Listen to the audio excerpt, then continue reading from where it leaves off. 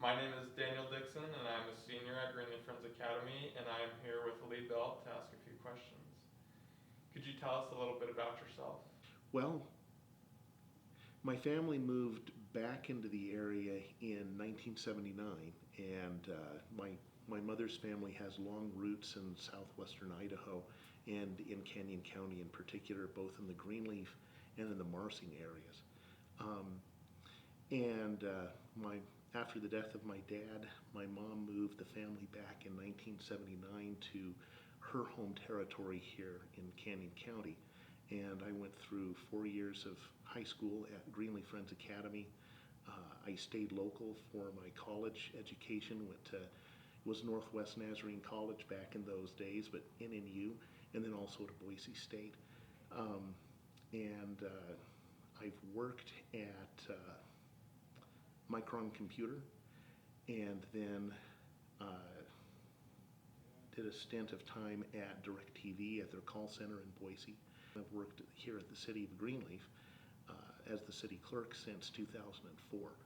And I've used every piece of skill set that I had picked up in schooling and every other place that I've worked here at the city.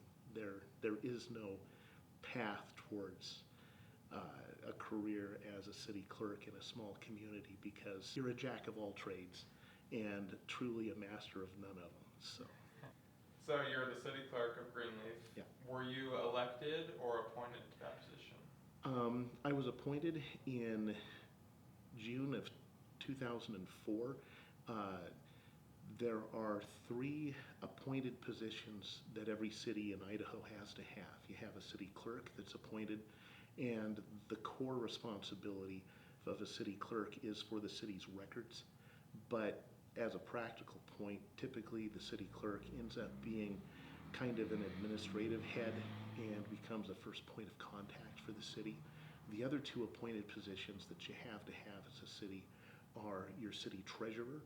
So you have somebody who is day-to-day responsible for the city's books, and then you also have a city attorney that's required. And so you're appointed and by the mayor, and then you're confirmed by the city council. And it takes a majority of mayor and council in order to remove one of those 3 appointed positions from office. And it's an odd position to be in because you're responsible to the mayor as the administrative head of the community, but your allegiance and your responsibility is really to the city as a whole. So if you don't have a good mayor, a city clerk and treasurer and city attorney can have a lot of trouble doing their jobs. Yeah. Are you related to Brad in any way?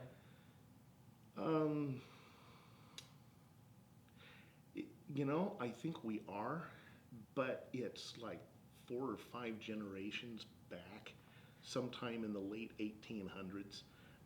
There's a couple of cousins that I think were married to each other through the Roberts family, but it's so distant that it's way beyond, like, it's probably like 8 layers of consanguinity.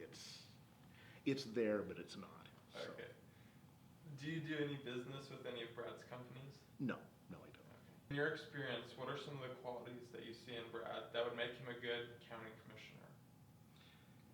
I think one of the biggest qualities that Brad has that would make him an excellent county commissioner is that he has the ability to truly listen to people, especially when those people are stuck on an opinion that is counter to Brad's beliefs. We all know how it is. There are some folks out there that only want to hear what they want to hear. Brad has the ability to listen to somebody who's off base, truly off base, and still be able to see a glimmer of something that is true, that is right in what they're saying, that needs to be considered.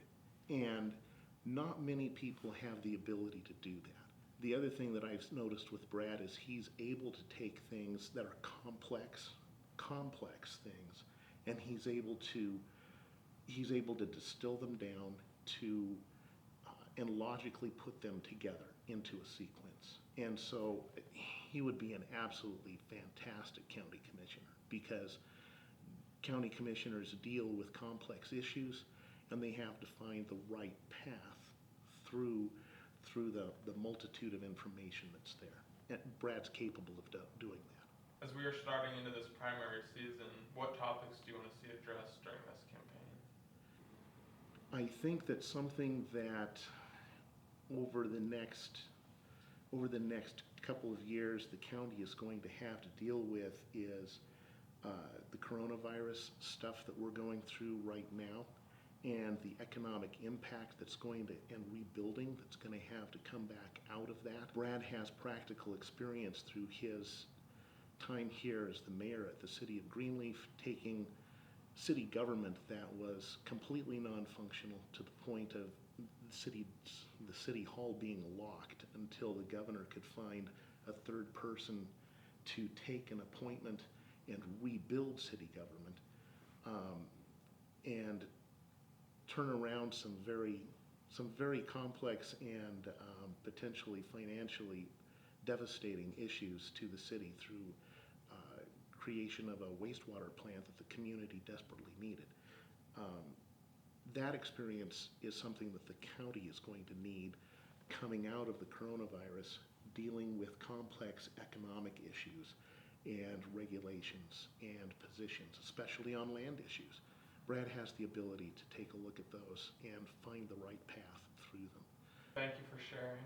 You can find this video and others on the website, bradholtonccc.com.